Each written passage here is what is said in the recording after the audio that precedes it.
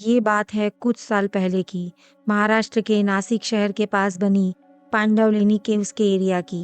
इन्हीं सुनसान जंगलों और पुरानी गुफाओं के साए में एक ऐसा हादसा हुआ जिसकी गूंज आज भी वहाँ की हवा में सुनाई देती है। ये कहानी शुरू होती है एक रात जब 5 कजिन्स गाड़ी में एक सुनसान जंगल से गुजर रहे थे और सब कुछ सामान्य लग रहा था। लेकिन आगे जो हुआ वो सुन के आपके होश उड़ जाएंगे। कभी कभी कुछ कहानियों को आप नहीं ढूंढते, वो खुद चलकर आपके पास आती हैं। हमें ये कहानी भेजी है साक्षी ने, जो महाराष्ट्र के नासिक में रहती है। साक्षी के साथ उस दिन रजत, उनके बड़े कजिन, और मीरा, आरव एंड तन्वी उनके बाकी के कजिन थे। और ये कहानी हम उन्हीं के शब्दों में सुनेंगे। अगर आपके अंदर हिम्मत है तो बस एक बार आंखों से नहीं, दिल से सुनना शुरू कीजिए। रात करीब 1 बजे थे। हम पांचों कजिन्स में साक्षी, रजत भैया, मीरा, तन्वी और आरव पांडवलिनी की सुनसान और घने पेड़ों से ढकी पहाड़ियों से होते हुए घर लौट रहे थे। अजीब सी खामोशी थी। चारों तरफ अंधेरा इतना गाढ़ा कि गाड़ी की हेडलाइन तक दब जाती थी। तभी अचानक गाड़ी का टायर फटा। बाहर निकले तो सामने एक पुराना सा मकान पड़ा था। हमें क्यूरोसिटी हुई और मैं, रजत भैया और आरव उस घर को देखने चले गए। मकान टूटा फूटा और वीरान था, पर उसके एक कोने में एकदम ताजा खिला हुआ काले गुलाब का पौधा था। बाकी सारे पेड़ सूखे और शांत थे, लेकिन वो गुलाब का पौधा हिल रहा था, जैसे किसी ने अभी अभी छुआ हो।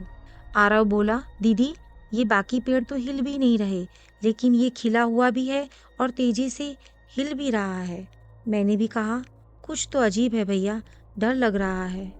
रजत भैया हंसते हुए बोले, इतना ड्रामा मत करो यार, इसमें डरने वाली कोई बात नहीं है। उन्होंने उसे करीब से देखा, छुआ और बोले, कुछ भी नहीं है, लेकिन हमें डर लग रहा था।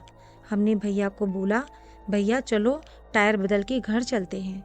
टायर बदलने के बाद जैसे ही गाड़ी स्टार्ट की, एक लड़की स्कूटी पर हमारे बगल से गुजरी, बिना हेलमेट, बिना पर्स, और उसके बाल सीट से नीचे तक लटके हुए। एकदम शांत, लेकिन अजीब सी सर्द हवा उसके साथ थी। मीरा ने कहा, इतनी रात को अकेली लड़की, वो भी इस जंगल में। तन्वी बोली, ना हेलमेट, ना पर्स, कोई पहचान भी नहीं। तभी आरव बोला, दीदी, आपको हमारी गाड़ी की परछाई दिख रही है? मैंने कहा, हाँ, क्यों? और उस स्कूटी वाली दीदी की? हम सब ने एक साथ देखा और चौंक गए। सच में उसकी कोई परछाई नहीं थी। ये सब देखकर हम सब शॉक हो ही गए थे कि तभी उसने रजत भैया की तरफ देखा और मुस्कुराई। और रजत भैया, जो कभी किसी अजनबी को देखकर नहीं मुस्कुराते, उन्होंने भी वापस मुस्कुरा दिया। अजीब बात ये थी कि उस पूरे रास्ते में कोई भी मोड़ नहीं था और वो लड़की हमसे तेजी से आगे निकल गई। 2 मिनट में जब हम उस जगह पहुंचे तो वो कहीं नहीं थी, बिल्कुल गायब। हम सब चुपचाप थे और जैसे तैसे घर पहुंचे। हमारी बैग्स लेने के लिए जब हमने डिक्की खोली तो उसमें वही काले गुलाब का पौधा रखा था। मीरा चिल्लाई, ये यहाँ कैसे आया? रजत भैया आगे आए। उनकी आंखों में अजीब चमक और चेहरे पर अजीब मुस्कान थी। उन्होंने कहा, यही तो चाहिए था, आखिरकार जो मेरा है वो मुझे मिल गया। उन्होंने बिना कुछ कहे उस पौधे को अपने कमरे में रख लिया और फिर शुरू हुआ असली डर। अगले कुछ दिनों में रजत भैया पूरी तरह बदल गए। दिन भर कमरे में अकेले रहते, उस पौधे से बात करते और खाना तक अवॉइड करने लगे। किसी से बात भी नहीं करते थे। रात को अक्सर छत पर जाकर देर तक आसमान को घूरते रहते और घर वालों को जवाब देना भी बंद कर दिया। एक रात आरव ने देखा, रजत भैया अकेले नहीं थे।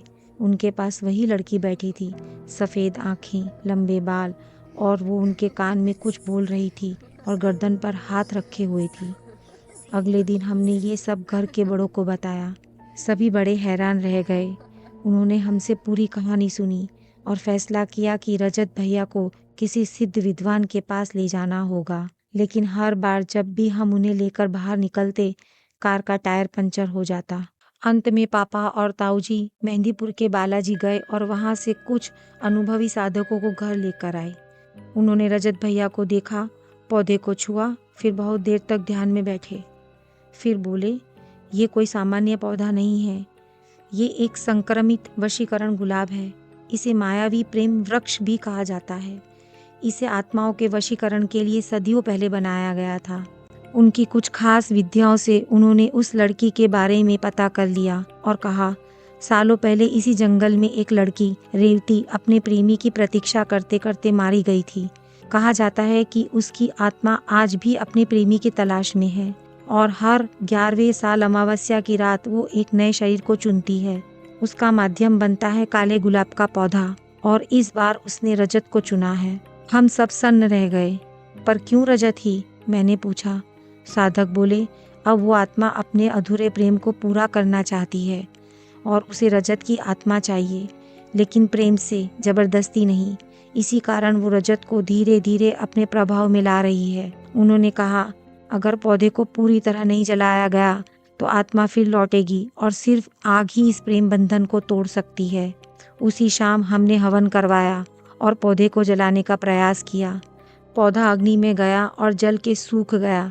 रजत भैया जोर से चिल्लाए। उनकी आंखों से लाल पानी बह निकला। वो खून नहीं था, बस लाल रंग के आंसू थे। उन्होंने कहा, मैं जा रहा हूँ, मुझे मत रोको।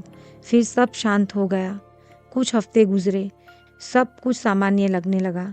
रजत भैया फिर से पहले जैसे हो गए, बातें करने लगे, बाहर जाने लगे।